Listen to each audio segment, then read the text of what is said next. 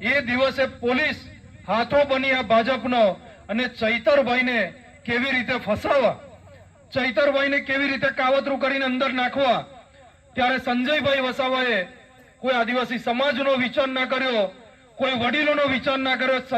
ચૈતરભાઈના 6 મહિનાના દીકરાનો વિચાર ના કર્યો, ચૈતરભાઈના પરિવારનો વિચાર ના કર્યો અને આ સંજયભાઈ વસાવા ભાજપનો હાથો બની અને આદિવાસી સમાજ સાથે એને ગદ્દારી કરી અને ચૈતરભાઈની ઉપર ખોટો ગુનો દાખલ કરાવ્યો અને એક ગ્લાસ જેવી વસ્તુ,